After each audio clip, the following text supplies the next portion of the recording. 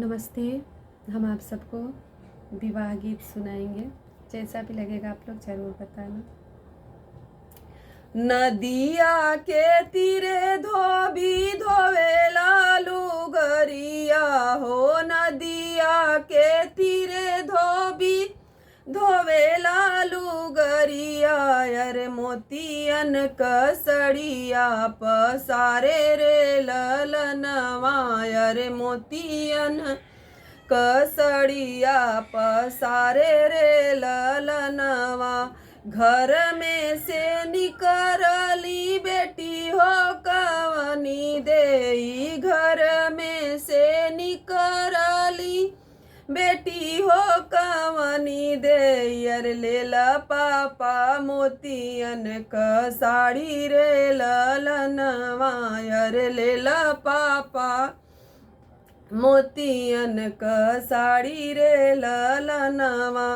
कैसे कले बेटी मोतिया क सड़िया, अरे कैसे केले बेटी मोतिया कसड़िया, अरे लिहलू गरीब घर जनम रे ललनवा, अरे लिहलू गरीब घर जनम रे ललनवा।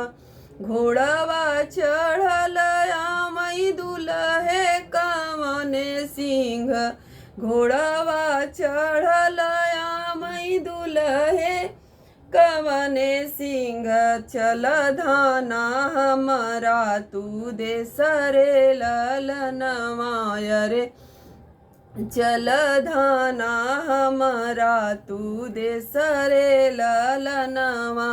तोहरा केले बधाना मोतिया कसड़िया, अरे तोहरा केले बधाना मोतिया कसड़िया, अरे अपने के पियर रंग क धोती रे ललनवा, अरे अपने के पियर रंग क धोती रे ललनवा। इसी तरह चाचा और भाई को भी लगा के गाना।